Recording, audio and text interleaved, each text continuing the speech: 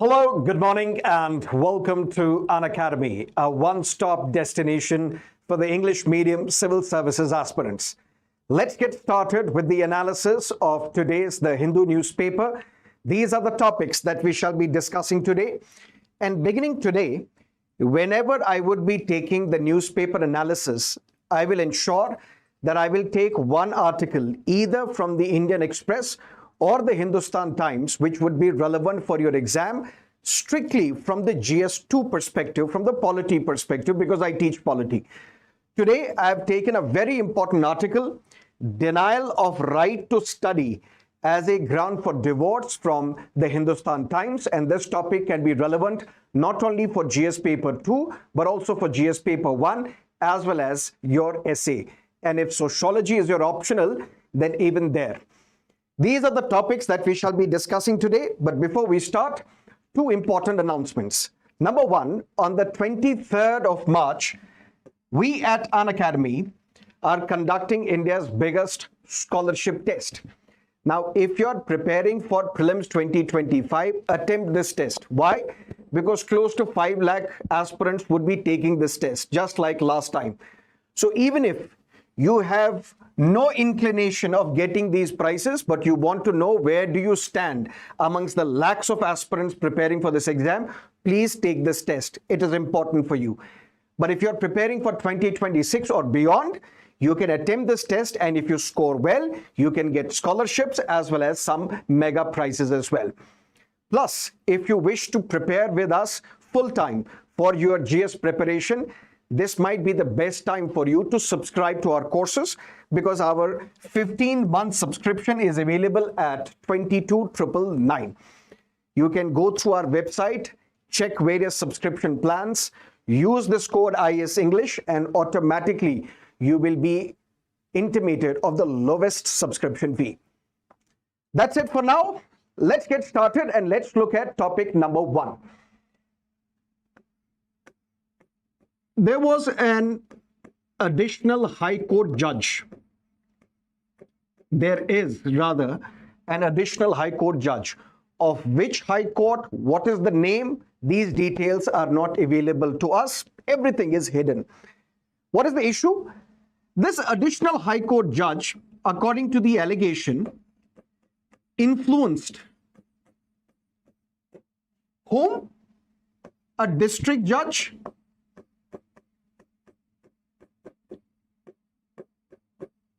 and then another additional High Court judge.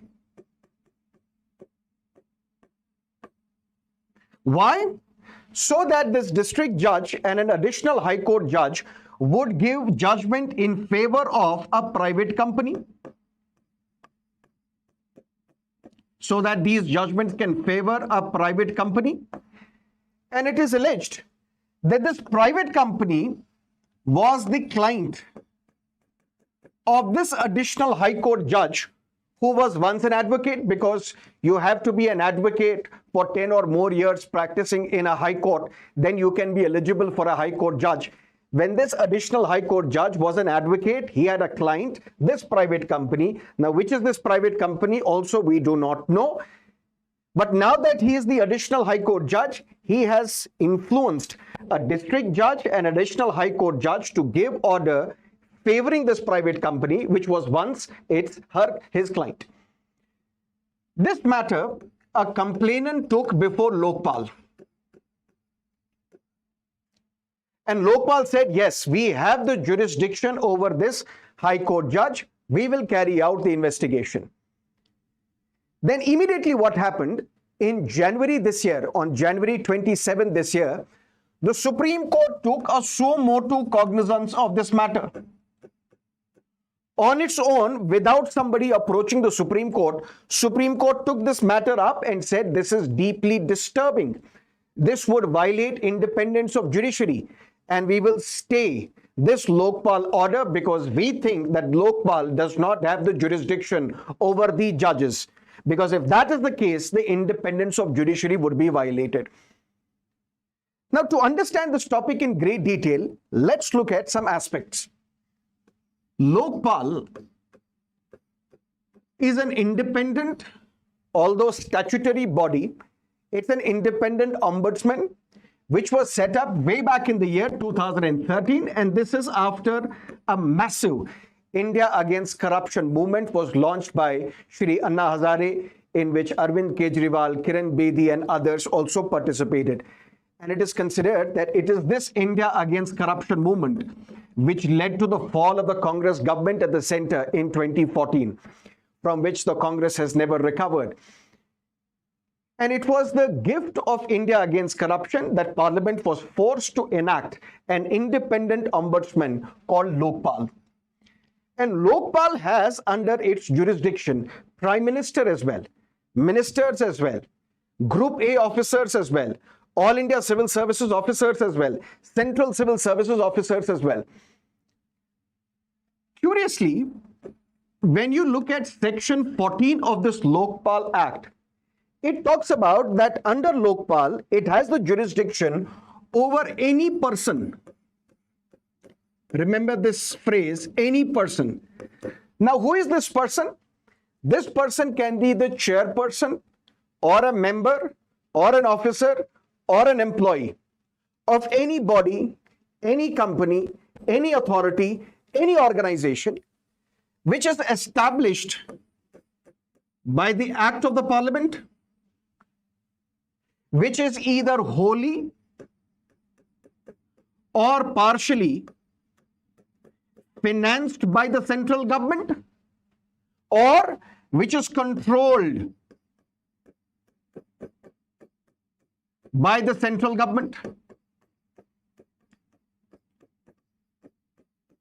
Long story short, apart from Prime Minister and the ministers at the central level and the Group A officers, Section 14 of the Lokpal Act says that I have under my control, my jurisdiction, any person. And who is this person? Whether he is the chairperson or a member or an employee or an officer of any body, any company, any organization, any entity, by whatever name you call it, if this body has been established by the Act of the Parliament, is wholly or partially financed by the central government, or is under the control of the central government, we have the jurisdiction over this person. And according to Lokpal, this person is a High Court judge as well. In fact, there was another matter before the Lokpal, and Lokpal, by the way, is currently headed by the former Supreme Court judge, Justice Khanwilkar. Just before this order, there was another complaint before the Lokpal that can you please investigate a Supreme Court judge as well on the allegations of corruption. Lokpal said, no, Supreme Court judge is not under our jurisdiction. But then the complaint was filed, can you probe this additional High Court judge? Lokpal said, yes, he is under our jurisdiction. Why? Because he belongs to this phrase, any person. Why? Lokpal said, look at Supreme Court and look at the High Court. Supreme Court is a constitutional entity created by the Constitution. But Lokpal says High Court does not have the same sanctity as we have for the Supreme Court. Because according to Lokpal, these High Courts predate the Constitution. According to Lokpal, High Courts in India were established because of the Indian High Courts Act of 1861, predating the Constitution. High Courts in India were established under the Government of India Act 1935, predating the Constitution. Although the Constitution does talk about that there shall be a High Court for every state, but the establishment of High Court cannot be treated as at the same level as that of the Supreme Court. Whether you agree with this reasoning or not, that's not the point. The point is, this is the reasoning of Lokpal. And Lokpal says, since these High Courts are established by the British Parliamentary Acts, let's say 1861, or the Act of 1935, we can say that these High Courts and those people serving under these High Courts, they are under the control of the Parliament. And as such, we have the control jurisdiction over these additional High Court judges or the High Court judges. But when the matter reached the Supreme Court imposed a stay and said this is deeply disturbing. And why also it is deeply disturbing? Because there is a judgment of the Supreme Court way back in 1991. K. Veeraswamy.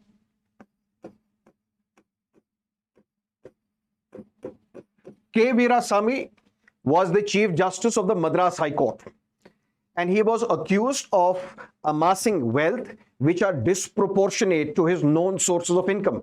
That means if we look at the income and we look at the wealth that he has amassed, they are not proportionate to each other. CBI wanted to investigate this former Madras High Court Chief Justice. Matter went to the Supreme Court because K. V. Ramaswamy approached the Supreme Court. Supreme Court allowed CBI to investigate because you are a public servant. You are a public servant. And since you are a public servant, you come under the Prevention of the Corruption Act. Because under Prevention of the Corruption Act, public servants can be investigated for the allegations of corruption. And since you are a public servant, you can be investigated as well. But there is a safeguard. What is that safeguard? CBI, or that for that matter, any entity, cannot initiate probe against a judge without the approval of the President of India, without the permission of the President of India. And President cannot give permission without consulting the Chief Justice of India. And this consultation with Chief Justice of India is binding on the President. Sir, what are you saying? I'm saying, long story short, can a High Court judge, or for that matter, a Supreme Court judge, be investigated for the allegations of corruption? Yes. Because are they public servants? Yes. But even then, there is a protection. What is the protection? According to K. Veeraswamy judgment of 1992, the protection is that you cannot initiate investigation against a judge unless and until you get the approval of the President. And President cannot give the approval on her own. President has to consult the Chief Justice of India. And whatever Chief Justice of India says, that is binding on the President. Which means if the Chief Justice of India says, yes, give sanction for prosecution, you can give sanction, otherwise no. Why? Because this is to protect a judge against frivolous cases. For example, there is already a section in Indian Penal Code, section 77 of the Indian Penal Code. And a similar section is there in Bharatiya Nyaya Sanhita, section 15, which says that no case can be filed against a judge if the allegation is related to the judge, but while the judge is conducting his duties. So when the judge has given an order, when the judge has given a judgment, when the judge has passed a decree, based on that, can the case be filed against the judge? No. Why? Because that's the protection available for the judge under the Indian Penal Code, and same protection is reproduced in the Bharatiya Nyaya Sanhita. But even then, can we protect a judge from frivolous cases, false cases, which will affect the morale of a judge? For that, unless and until you have the sanction of the President, you cannot investigate a judge. Similar thing is there for public servants as well, under the Prevention of the Corruption Act. So this is not something unique for the judges, because if you are serving under the central government and you have taken a decision as an IAS officer, for example, can a police complaint be filed against you? No. Without the approval of the central government. If you're working in the state government, without the approval of the state government, no. Or if you are the chief minister, then you need the approval of the governor. Same is the case with the chief minister of Karnataka, Mr. Siddaramaiah. When the Lokayukta tried to investigate him because of the allegations in the Mudda scam, Mysuru Urban Development Authority scam, the role of the governor became important, because without the sanction of the governor, investigation could not take place. So this is to protect the employee. This is to protect an individual from frivolous cases. And same protection is available to the judges as well. But even then, in the courts, we have an in-house mechanism.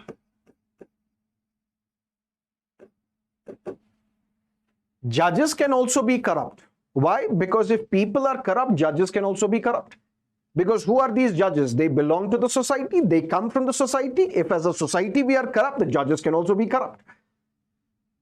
But if there is an allegation against a judge related to corruption, this allegation can be forwarded to either the Chief Justice of India or the Chief Justice of that High Court or the President of India. Because President is the one who appoints the judge of the Supreme Court, judge of the High Court. So if you have corruption allegations against a judge, complain to the Chief Justice or the Chief Justice of that High Court or the President of India, then what will happen? This in-house committee of the Supreme Court will investigate these charges, allegations. And if it is proven correct that yes, these allegations are indeed true, then what will happen?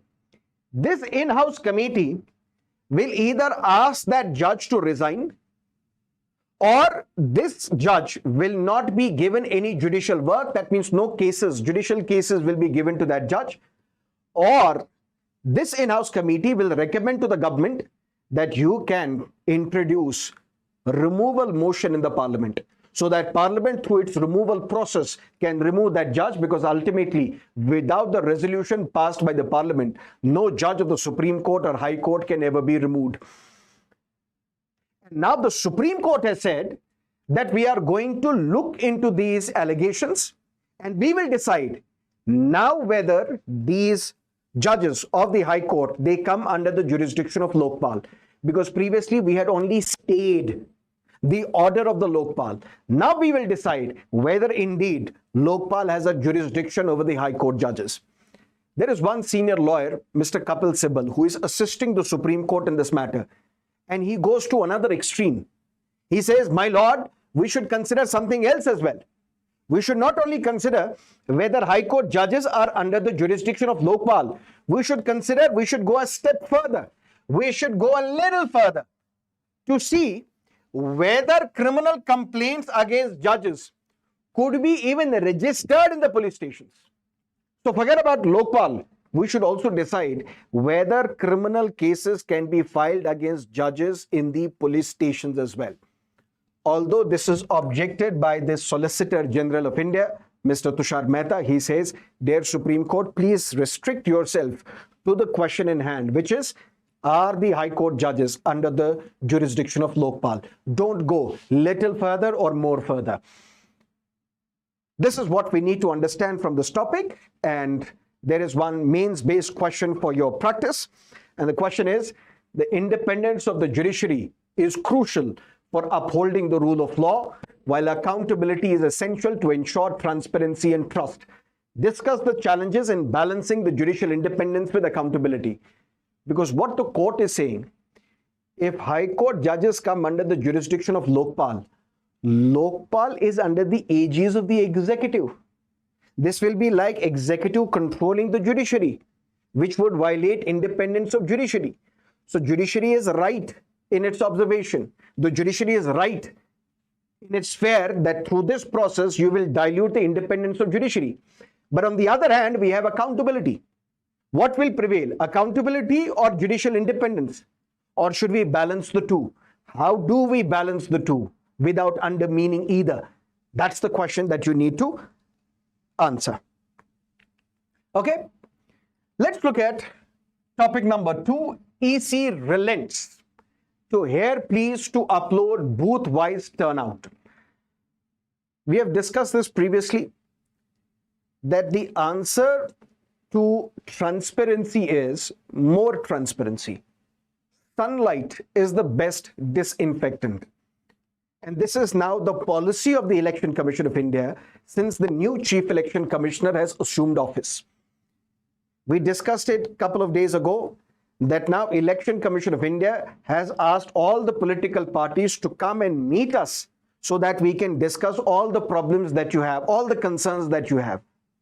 So now Election Commission of India is receptive to the criticism of the Election Commission of India. And now, in a significant development, because previously Election Commission of India had opposed this, in a significant development, Supreme Court has said that the petitioners, because they were petitioners, for example, Association for Democratic Reforms, Mawa Moitra, the member of the parliament in Lok Sabha. They had petitioned the Supreme Court that Election Commission of India should release the details related to Form 17C, because that will enhance the transparency and that will uphold the trust that people have over the electoral system. This was previously rejected by the Election Commission. Now, the Election Commission is saying, we will agree to discuss this. They have not agreed to release it yet, but they have agreed to discuss this with the petitioners. And in 10 days, we will have a clarity. What will transpire from these discussions? But this is a welcome step because you are talking about enhancing the electoral transparency. For that, we need to understand very briefly, what is this Form 17C? For example, there is something called Form 17A. I am a voter. I try to enter the polling booth.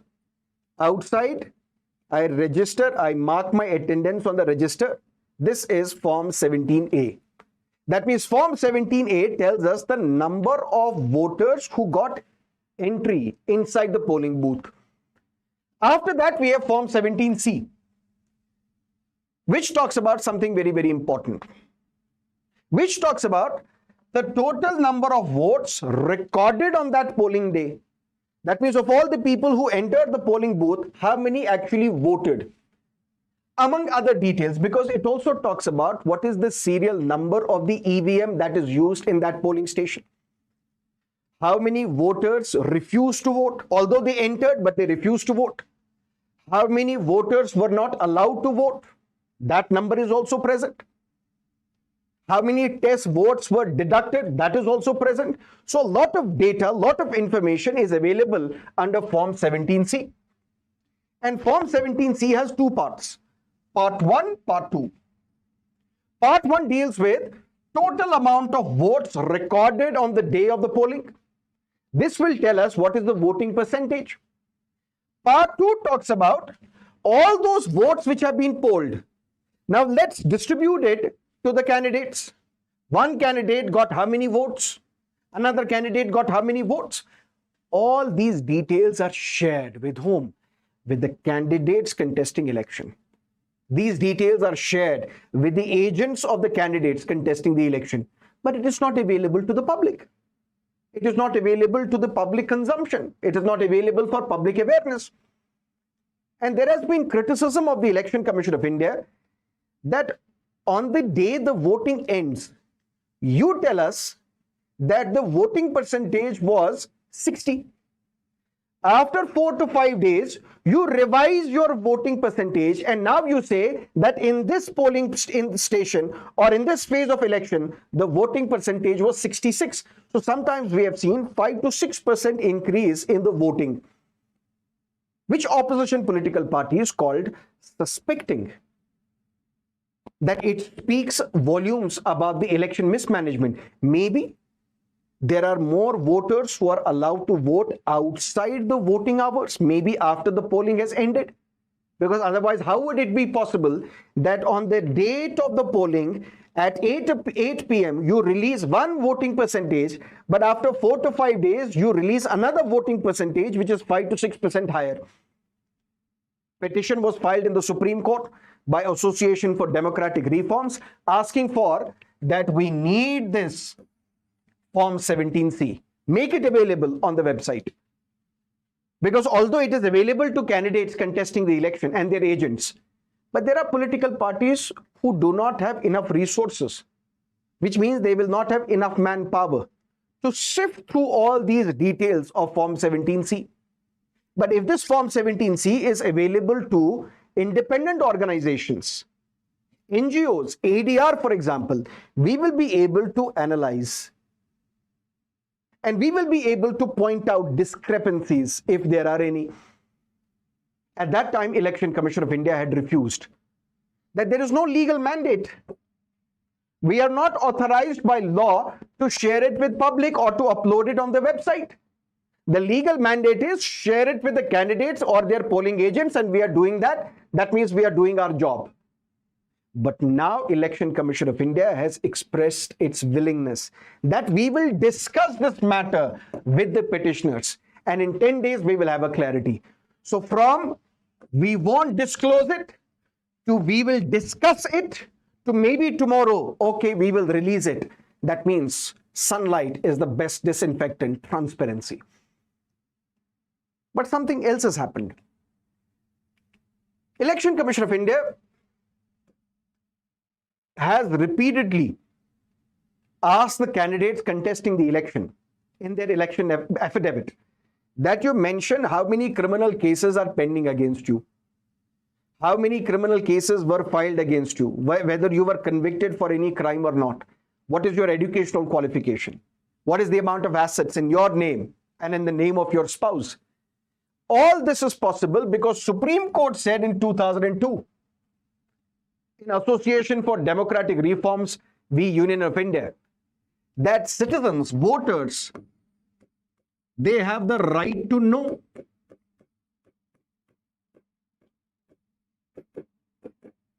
And it is this right to know which can be expanded to include details which are mentioned in Form 17C. Because if the voters have the right to know the antecedents of the candidates contesting the election, voters also have the right to know exactly how their votes were counted, recorded, etc., etc. That is something very important. But what Supreme Court, what Election Commission of India also has done, it has taken steps to link voter ID with Aadhaar. Now, Aadhaar, you would know, is a unique 12-digit identification number. And it is issued to every resident of India. So Aadhaar is not only for citizens. Aadhaar can be for any resident. Whoever is staying in India for 182 days or intends to stay in India for 182 days becomes a resident. And this resident can be enrolled in Aadhaar because Aadhaar is not a proof of citizenship. Aadhaar is only a proof of identity. Aadhaar only proves that X is X, nothing more, nothing less. This Aadhaar is under Unique Identification Authority of India, which is a statutory body. And Election Commission of India has for a long period of time struggled with one problem. And that problem is the purity of electoral rolls.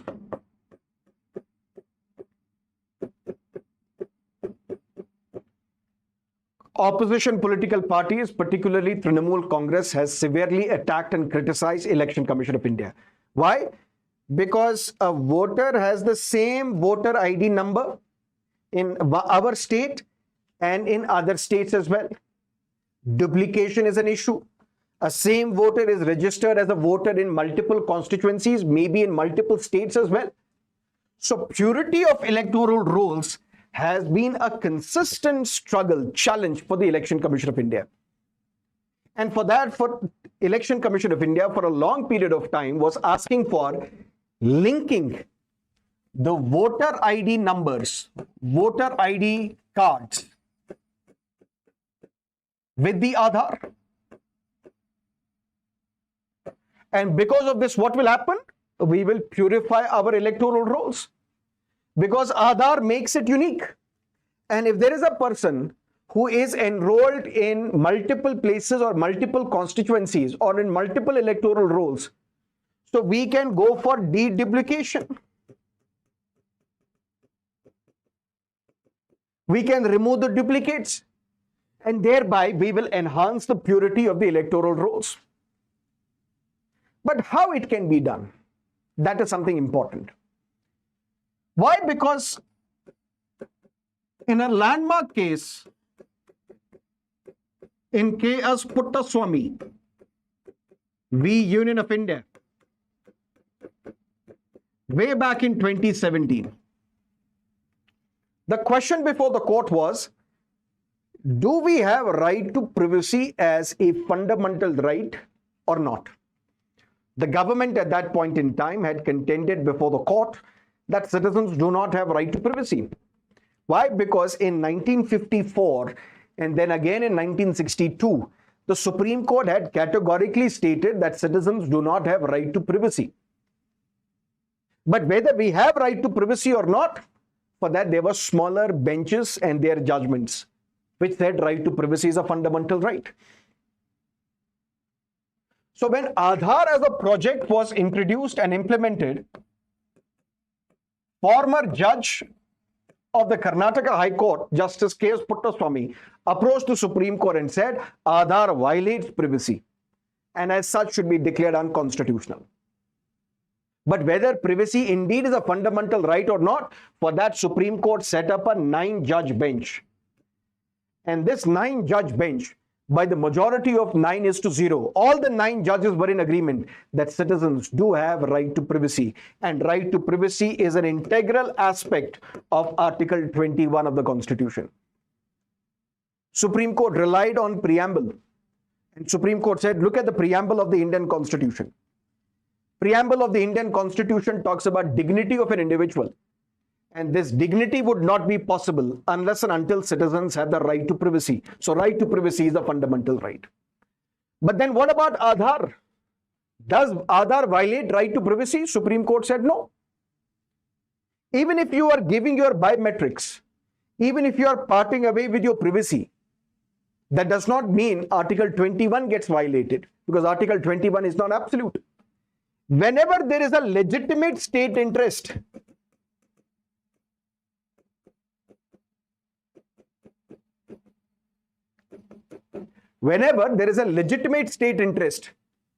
Aadhaar can be made mandatory. And where is that legitimate state interest? For example, in transferring benefits, whether it is scholarship, whether it is pension, whether it is subsidy, if these benefits are to be given to the beneficiary, there is a legitimate state interest to ensure that this benefit reaches the intended beneficiary, so that there is no leakage in the system, so that there is no duplication in the system. This is where you can make Aadhaar mandatory. But in all other aspects, you can't force Aadhaar. You can't make Aadhaar mandatory. Aadhaar has to be optional. Because at that time, there was a demand that we want to make Aadhaar compulsory, mandatory, for even getting a driving license, for opening a bank account, for getting a SIM card. And this, the petitioners claimed, would lead to massive surveillance. And what is that massive surveillance? One British philosopher, utilitarian, Jeremy Bentham, he wanted to design a prison, and he called it panopticon.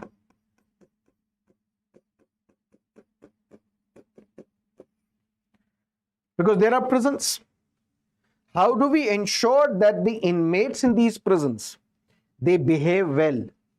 For that, we need more and more people, maybe more and more policemen, maybe more and more agents of the state who can keep a surveillance over these inmates so that they behave well, so that they do not resort to violence inside the prison.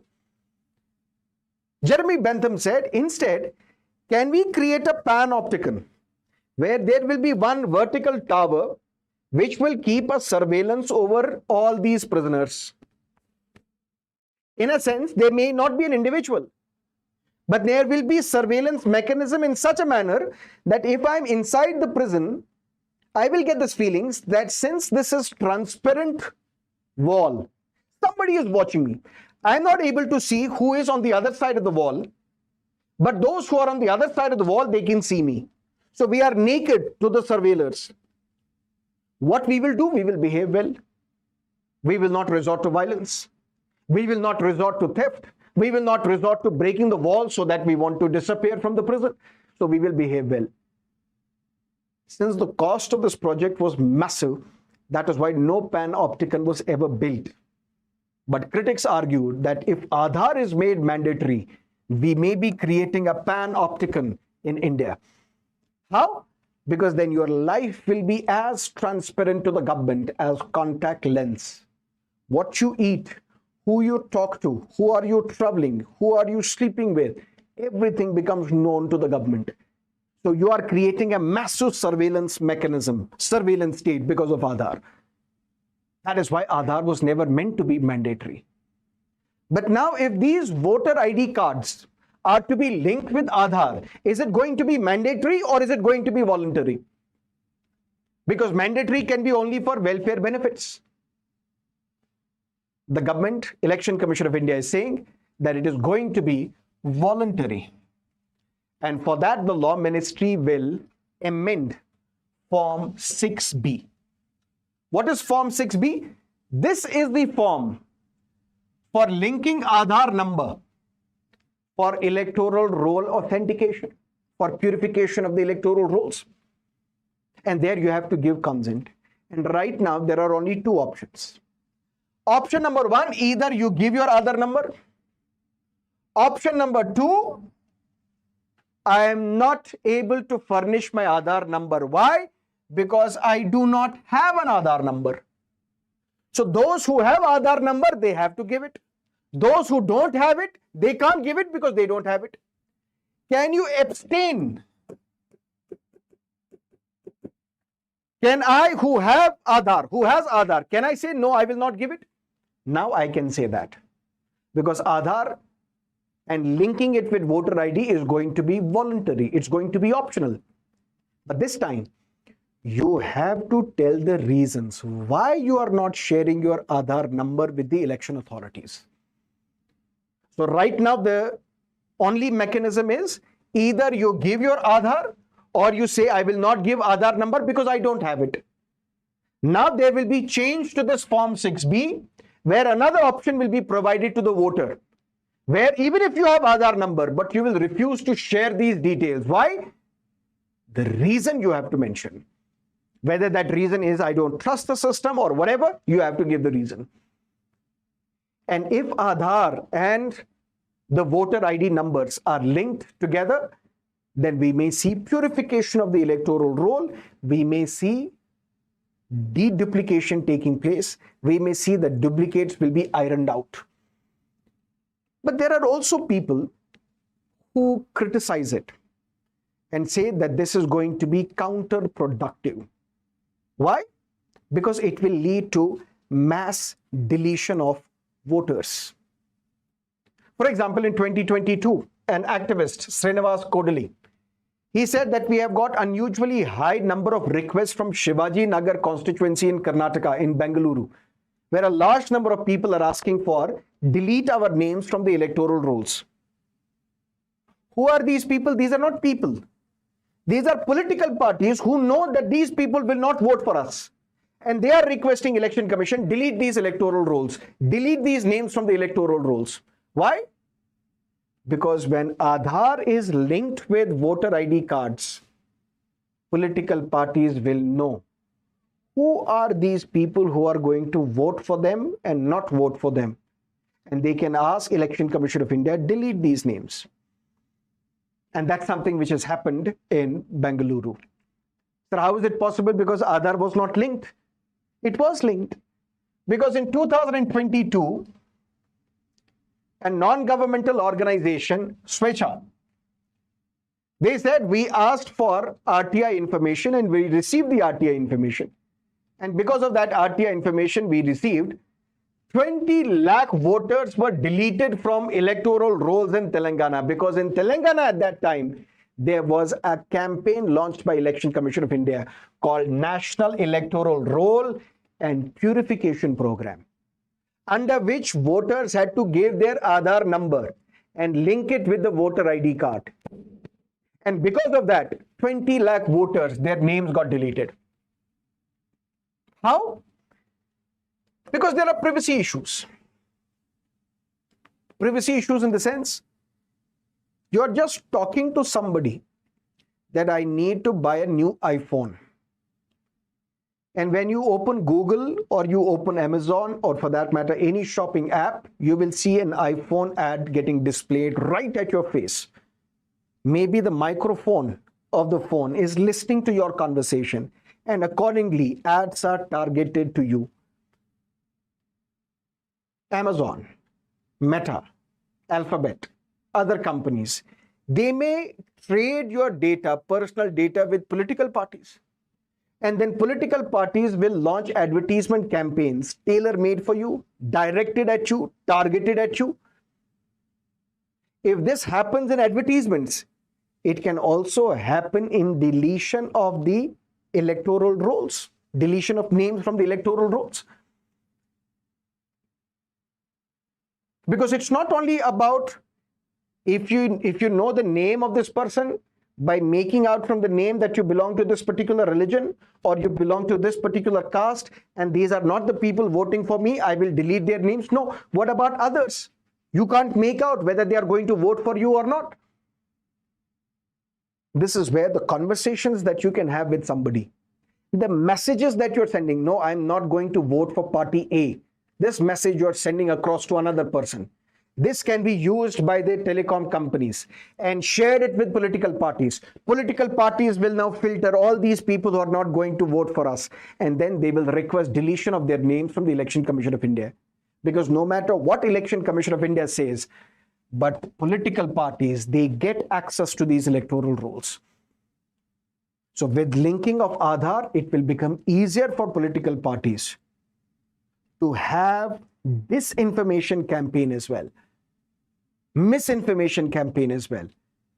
And maybe it will lead to reduced purity of elections.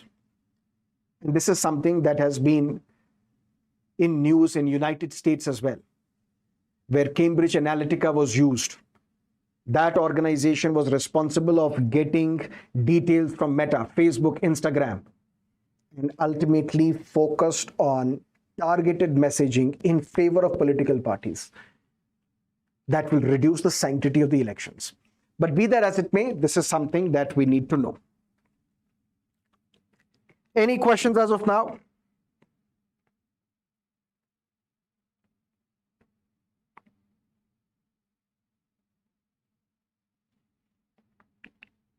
Okay.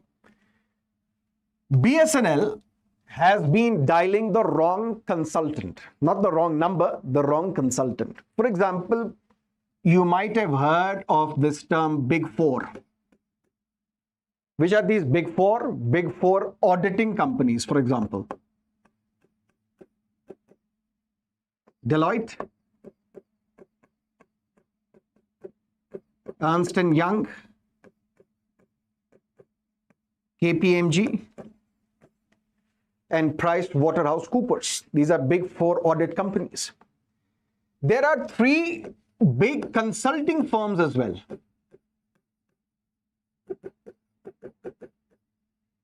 Known as MBB, McKinsey, Bain & Co, and Boston Consulting Group. They're consultancies basically. So an organization will hire a consultant, for example, Boston Consulting Group, and tell this consultancy, please tell us how do we speed up our automation process? Or how do we solve the problem of lead acquisition?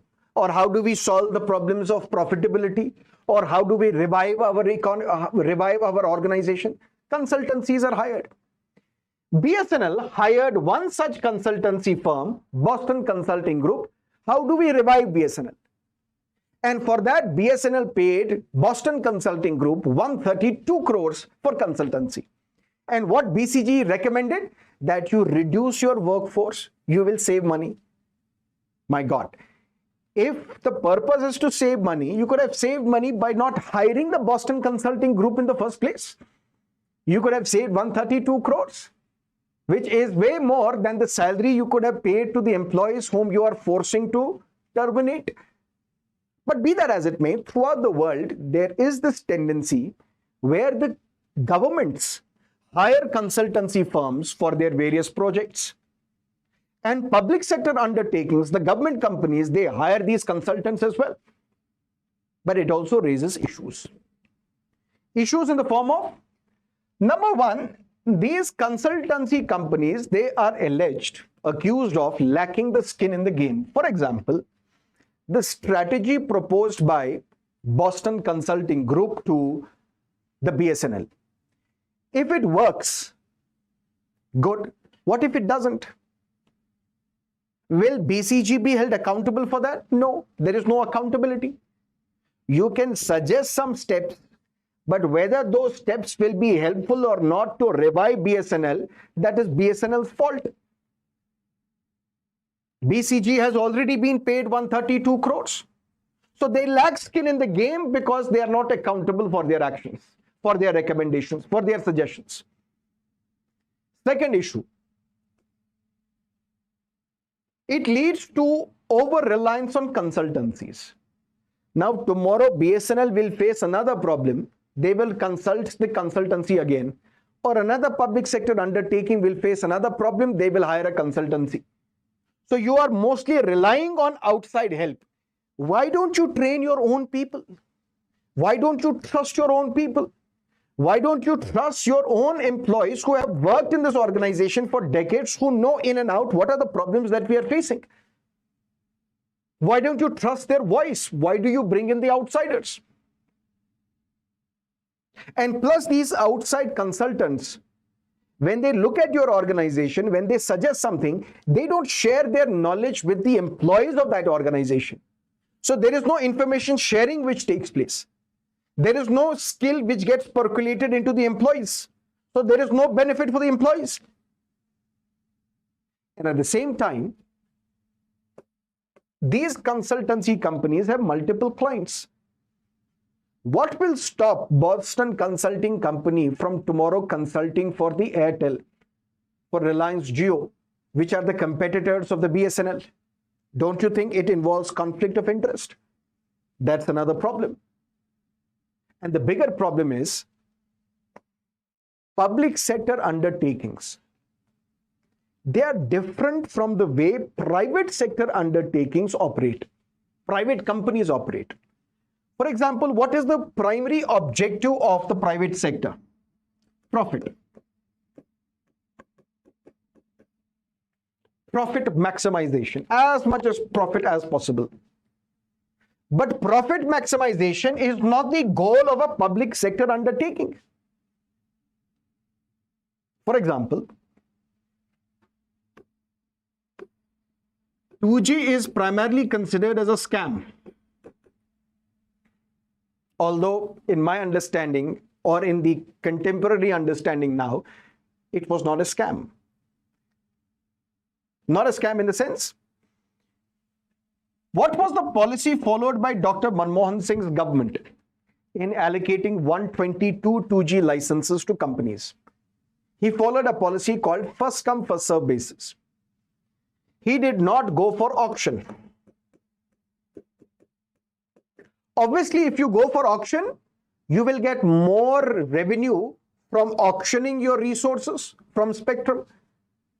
But if you're resorting to first come, first serve basis, that means there won't be competitive bidding, which means revenue maximization will take a hit for the government.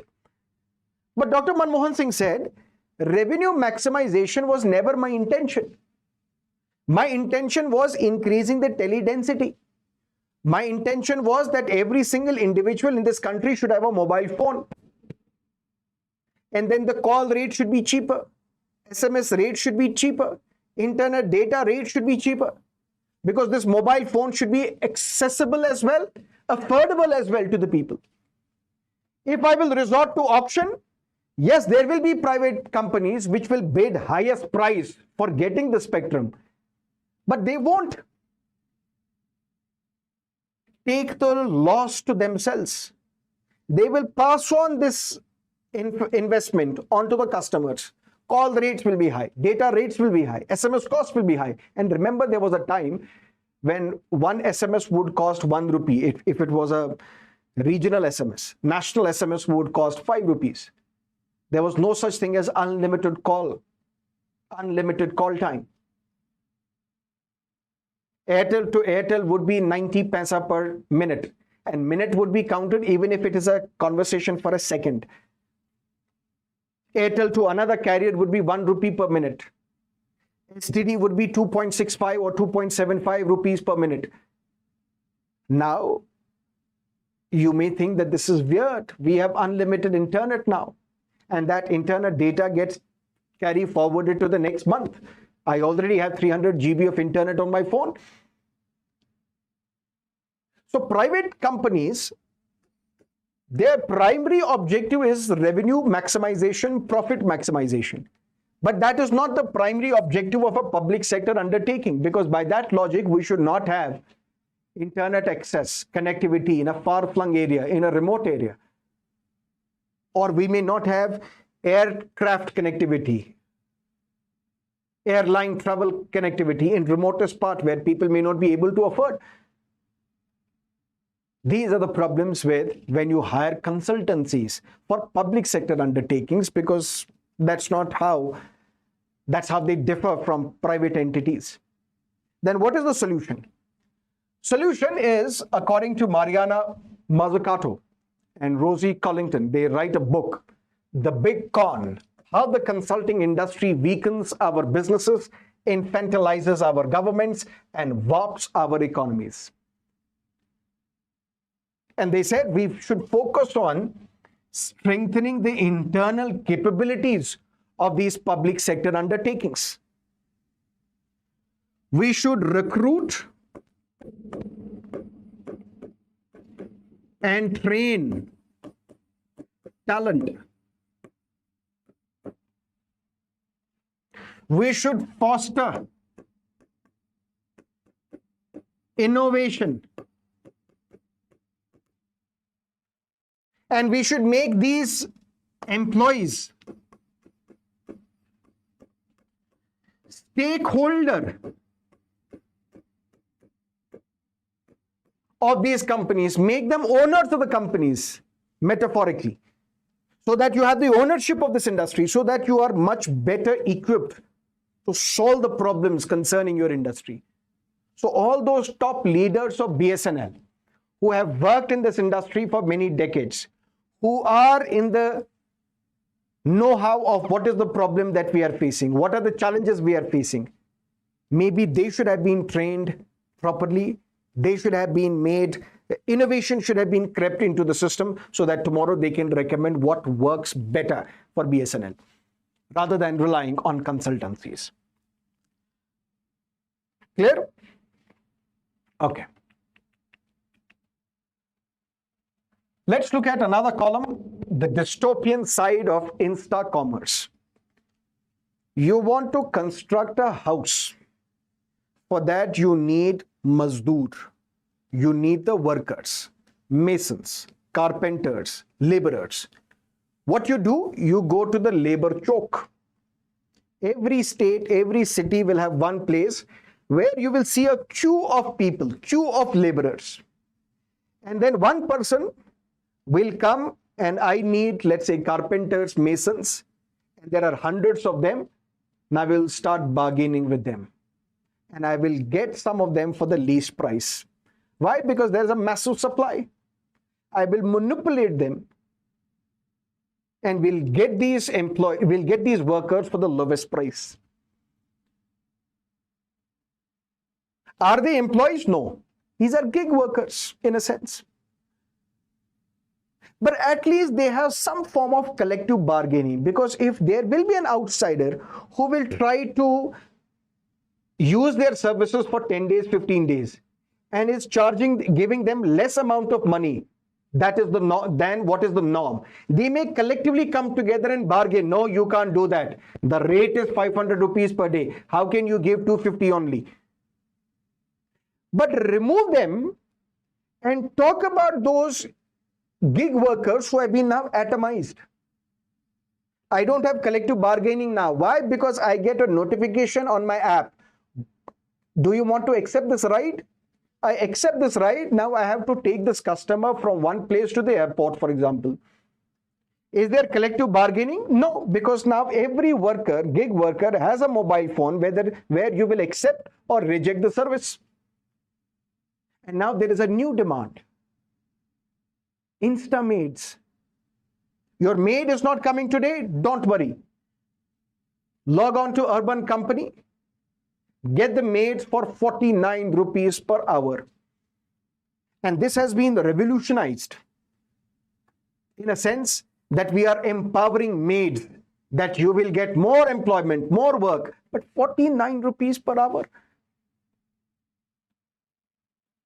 How do we protect these gig workers from exploitation, over exploitation? Because remember, they're not employees. For example, I am an employee. I have an insurance as well. Medical insurance, term insurance, accidental insurance, because I'm an employee. If I'm terminated, I will get the severance pay. As an employee, you get a lot of protection. But what about these gig workers? Hired and fired at will? What about their data? Can I, as a gig worker, get to know how many rides have I accepted in the past? What is the amount of money that you collected for these rides, and what is the amount of money that you gave it to me? What about my data? What about the customers that I have serviced? No. And what if tomorrow there is a dispute? Zomato has refused to pay me, or Swiggy has refused to pay me, or urban companies refuse to pay me. Where can I go? I can go nowhere. There is no grievance redressal mechanism. But Nikhil Dey writes, and Nikhil Dey, by the way, is the individual who is responsible for the right to information movement in India. He was the one, along with Miss Aruna Roy, who led a pioneering right to information campaign in Rajasthan. And Rajasthan enacted the Right to Information Act in 2004, a year ahead of the Central Right to Information Act. And they have played a very important role in ensuring that Rajasthan becomes the first state to pass a law, a beautiful law, which can guarantee, strengthen these gig workers. And what is that law? That law was passed by the previous Congress government headed by Ashok Gehlot. And what this article says, now that we have a BJP government in Rajasthan, that new government has refused to notify these rules to implement this law. So the law is not being implemented. Similar law was tried to be passed by Telangana as well, Karnataka as well. But now you might have heard that there are pressure groups who will try to persuade these governments not to do something of that sort, which will affect us. And it will affect whom? The bourgeois, the capitalist class. And NASSCOM,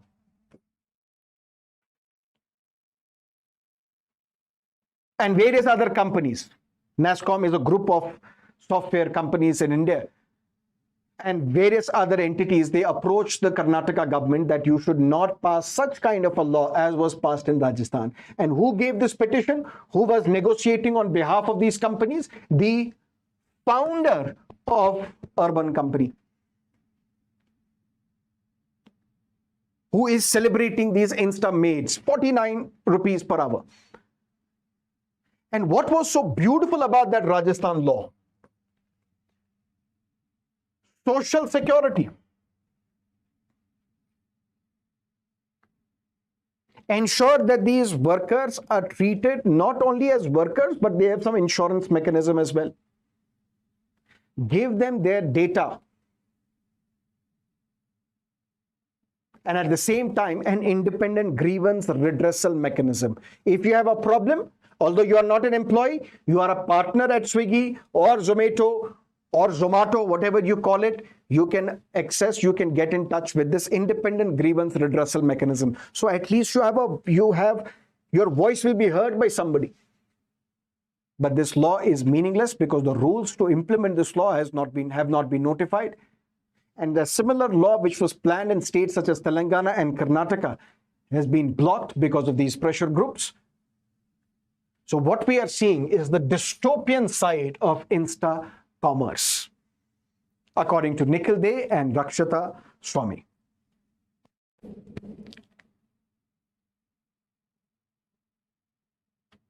Okay. Let's look at the mains-based question from this topic. The rise of the gig economy has created new employment opportunities, but also raised concerns regarding social security and worker rights, because we consider them not as employees, but as partners, as consultants who do not get the same benefit as the employee. Critically analyze the challenges faced by the gig workers in India and suggest measures the government can take to ensure fair working conditions, social security, and legal protection for them. Obviously, whatever you do, that might also play a role, an impact on investor confidence, as we call it. So anything that favors the workers, the investors would not be happy. So we will have to balance the two.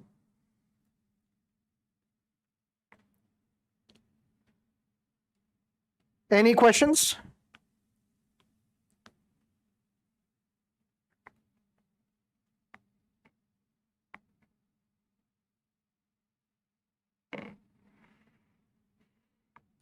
Where Act 3 is not hidden, my dear.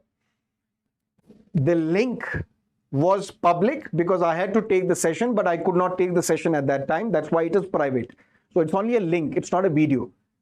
I will take the session, hopefully, if not this week. I had promised this week, but if this week it won't be possible, then 110% next week. It is not going to be a paid one. It will be free as promised. Please don't worry. Okay. What is happening in Balochistan? And this is something that we have discussed once previously, but let's quickly go through what is mentioned in this article.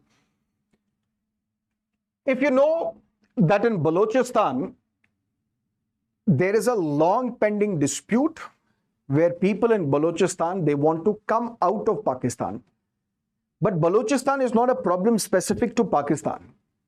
There is a part of Balochistan which is there in Iran called Balochistan province.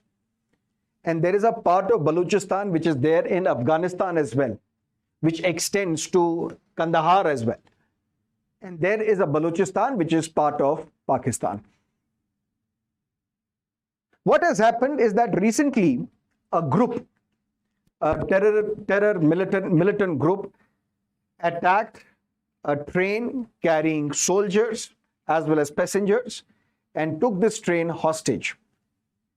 And then within 24 hours, it was also neutralized by the Pakistani state. But it raises important issues. Important issues such as, it means that this Baloch Liberation Army or Balochistan Liberation Army, it has now the tendency to mount such an attack on Pakistani establishment.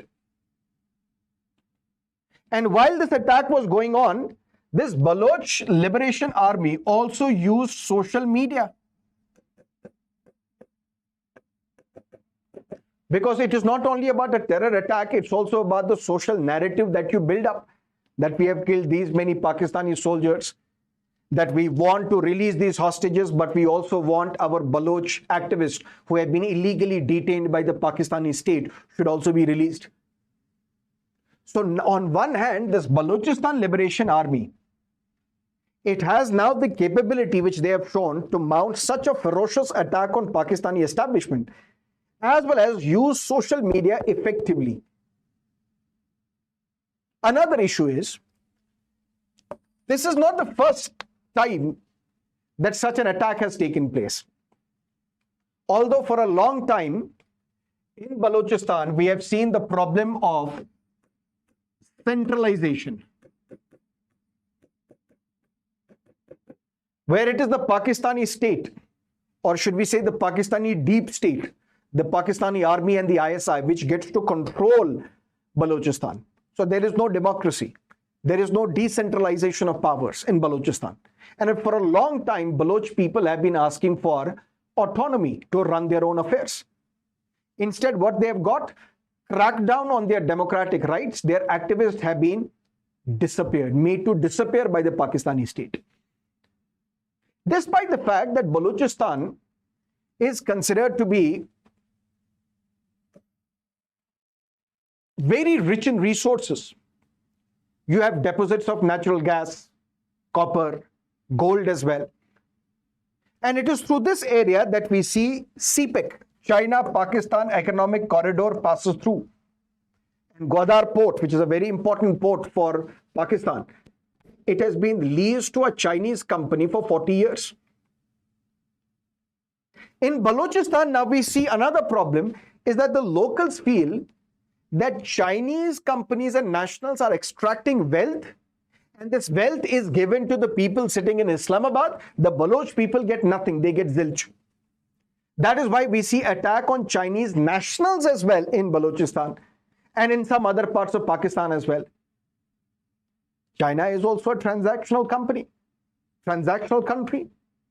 China may also consider having private security companies to protect Chinese investments in Balochistan, to protect Chinese nationals in Pakistan and Balochistan. But the way Balochistan is situated, India does not have direct link with Balochistan. It is not contiguous. So we cannot send arms or we cannot send material resources to Balochistan.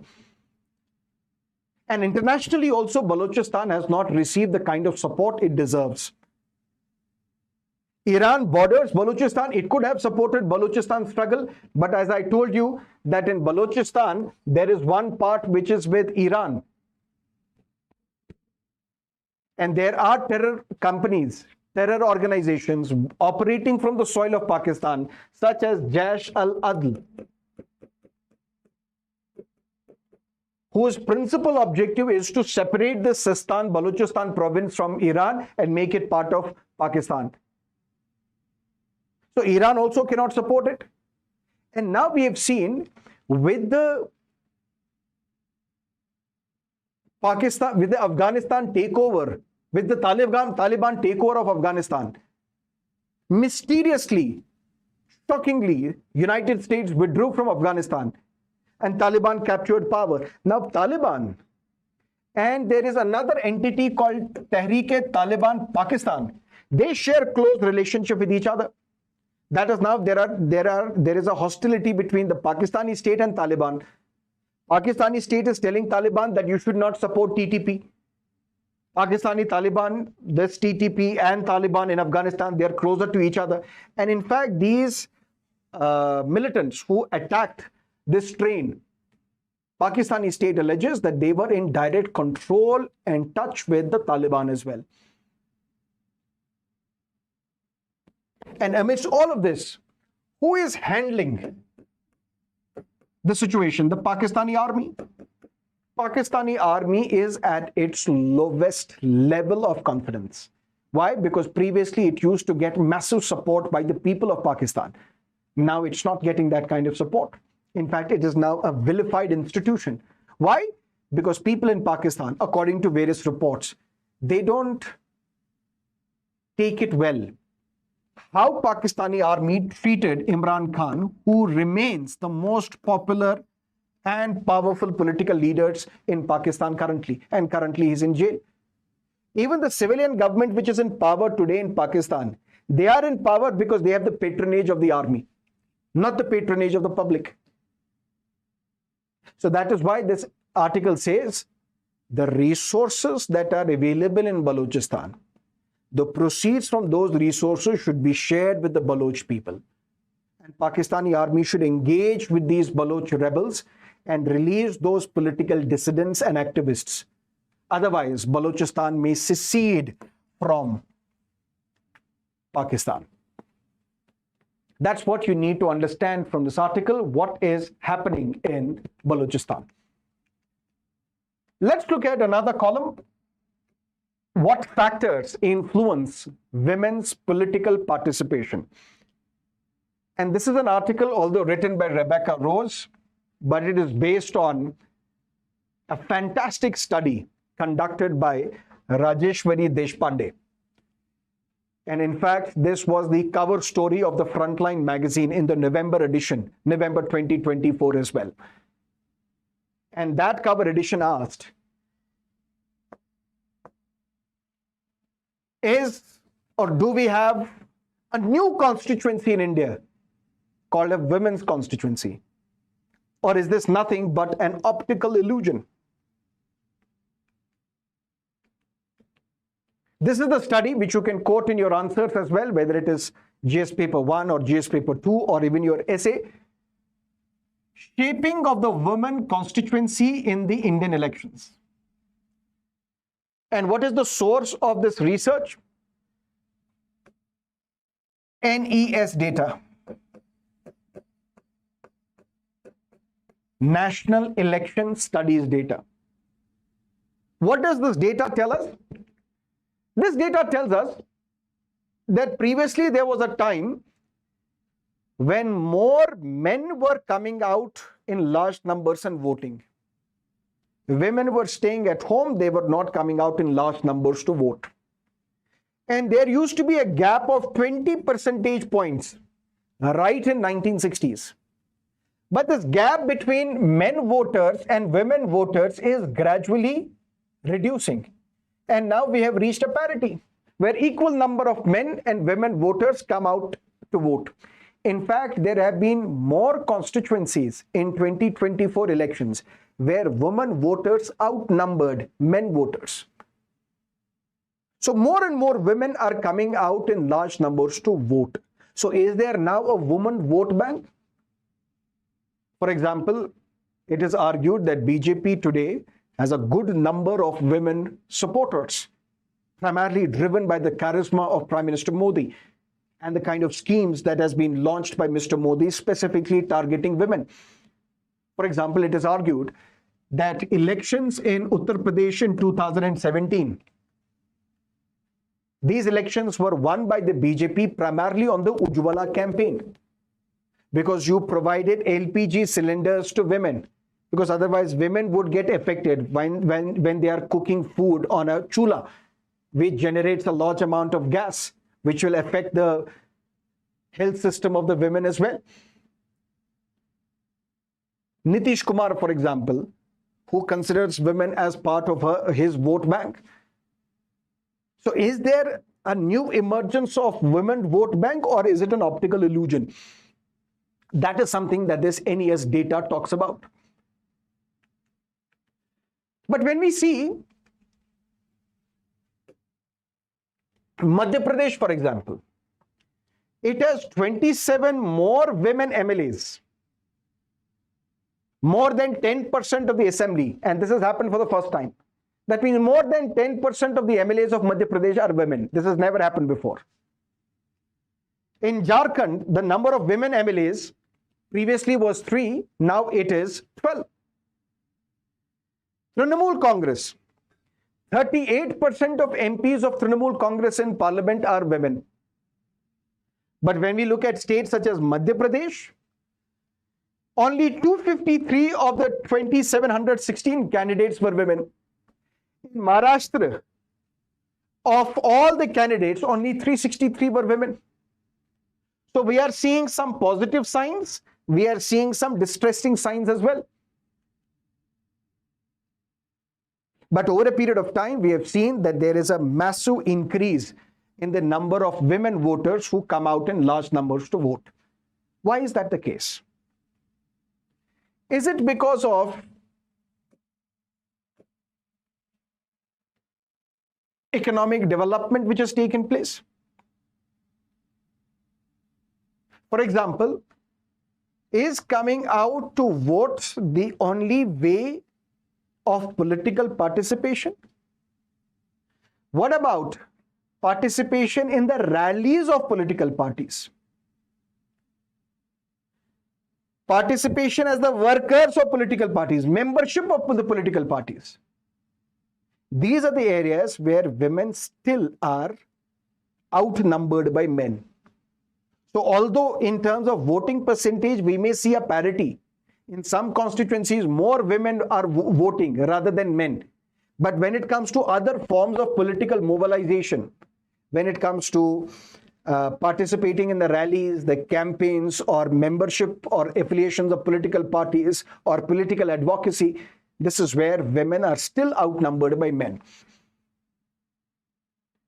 In the study, question was asked to women, when you come out to vote, do you seek the permission of the men or do you take their inputs? Because it was long held a belief that women, they don't have agency of their own. They don't have political maturity of their own. When they go out to vote, they ask their men, who should I vote for? Now, according to the data, only 14% of the women, they take the suggestion from their male partners about whom to vote, which means the remaining 86%, they have their own agency, own independence. Very good. But scholars are saying, if there are more women voters, maybe it is the factor of rising literacy rates, and the employment opportunities. That means more and more women are employed. And it is that financial independence that gives them the power to become politically independent as well. More and more women are literate now, which gives them more power to choose and to have the agency of their own. But Ms. Deshpande challenges this notion, saying if it was the employment opportunities that women have today, that is the reason why we see more women coming out in large numbers to vote, then why is the women's participation in the labor force lower? If literacy is the reason why women are coming out in large numbers to vote, then why are less number of women registered as voters? Because according to the data, there are fewer women who are registered as voters. Then what happens to their literacy? Why are they not registering themselves as voters? And if you look at the voting percentage of women higher than men in some constituencies, Ms. Deshpande says these are the constituencies belonging to socially and economically backward states. And in these socially and economically backward states, men are migrating. Men have migrated to other cities and states. Since the number of men present in these constituencies are less, women are voting. That is why we see more women voting than men. So it is not because of their it is not because of their economic opportunities or their rising levels of literacy. It is because the men have migrated to cities. This data becomes very, very important for your examination. Let's now look at one more article, which I told you I will pick from either the Indian Express or the Hindu. But I think we have already crossed the required time. But today, let's extend the session. Should we, or should we end the session now?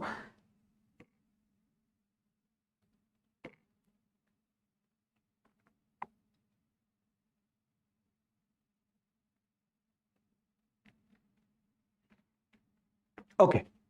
Denial of right to study as a ground for divorce. For example, according to the writer, there was no concept of divorce in ancient Indian law because it was believed once a marriage, always a marriage. And women was considered ardhangini, the half body of male, which means you can't cut off your other part of the body. Which means even the death could not have resulted in divorce or separation. Even if husband and wife, they no longer love each other, they can live separately, but even then the divorce will not take place.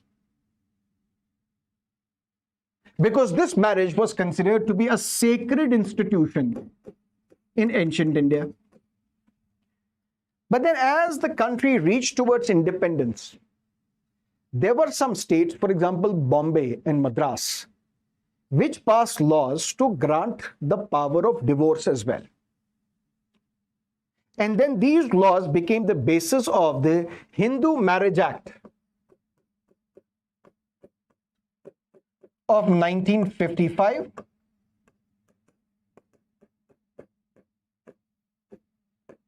And it is this law which talks about 15 grounds for divorce.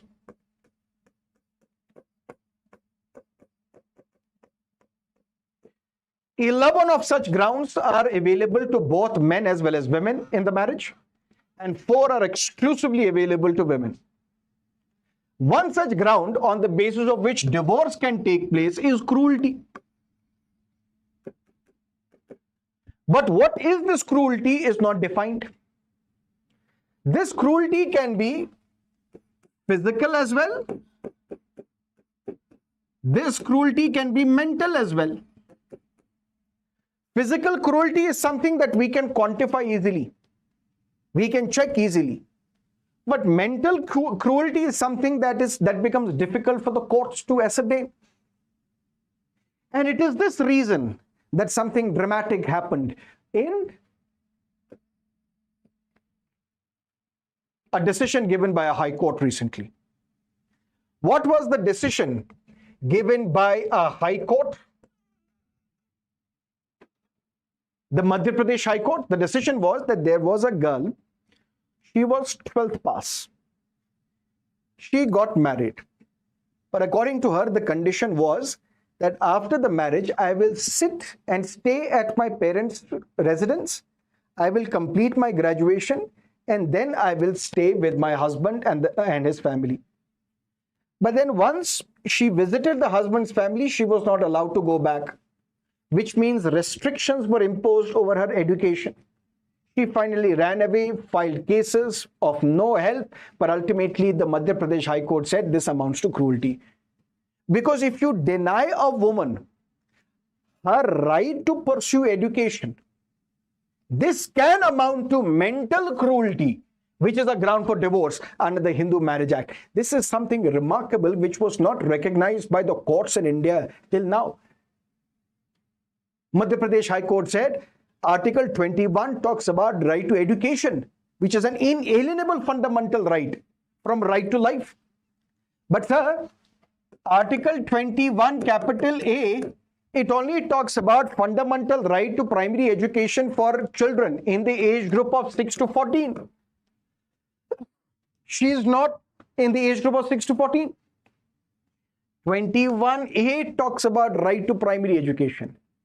But overall right to education is an inalienable right from right to life, Article 21.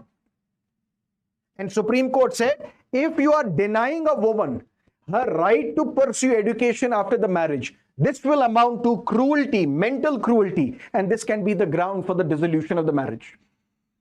This is a very, very important development, can be important for your exam, whether in essay or GS paper 1. Let's look at some of the topics for the prelims examination. Tribal man moves High Court to perform customary worship inside STR. What is STR? Similipal Tiger Reserve. Where is it? It is in Odisha. Right or wrong? Right. 1973, Project Tiger was launched. And at that time, this Similipal was declared as the Tiger Reserve. Then in 1979, it was declared as a wildlife sanctuary by the Odisha government. Then it was elevated to National Park in 1994. These facts can be important, although notification was issued in 1980, but it was confirmed in 1994. And then in 2009, Similipal was included in the UNESCO's World Network of Biosphere Reserves. Because culturally and ecologically, Similipal is very, very important. If we look at the tiger population in India, tiger population consistently is on a rise. According to various estimates, the annual rate of growth in tiger population is 6%. This should not give you a misleading sense that throughout the country, tiger population is increasing, because in Similipal, we have seen a reduction in the tiger population. And that is because of poaching. That is because of degradation. That is because of human interference. And in this Similipal Tiger Reserve, you will find an elephant habitat as well, or elephant corridor as well. These facts become very important. You might have heard of Similipal black tigers. And such black tigers are found only in Similipal, nowhere else. What are these black tigers? These are basically Royal Bengal tigers.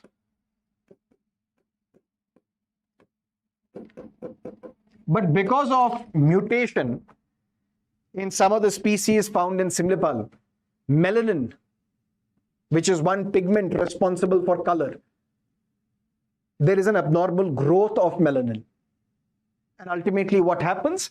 The stripes of this tiger, they are black in color, wide black. So although these are not distinct species called black tigers, these are basically Royal Bengal tigers. But we call them melanistic tigers. Why? Because of melanin, the pigment melanin. which gives a dark color to the stripes of this tiger. And it is argued that according to 2022 All India Tiger Estimation Survey, there were 16 tigers located in Similipal, out of which 10 were melanistic. These are important details, can be relevant for your exam. And the final detail, a new global survey is released by Future of Speech or Future of Free Speech. Which is this organization? It is an independent think tank in United States. It releases a survey called Future of Free Speech Index 2025. According to this index, what we have seen is that countries such as Norway and Denmark,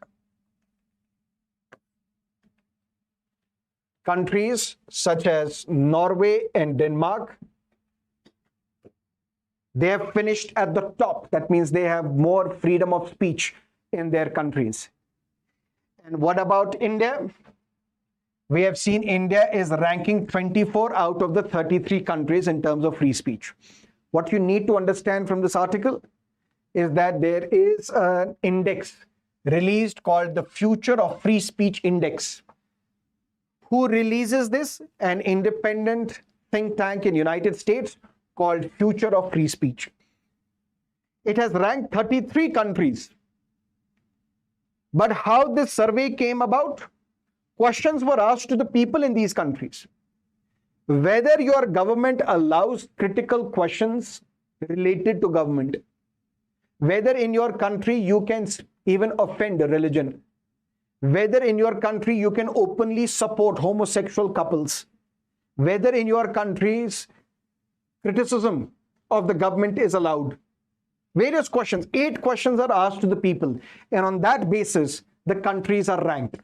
And according to that ranking, India is at 24 out of the 33 countries. Norway and Denmark are leading the pack. That's about it for today in our Hindu newspaper analysis.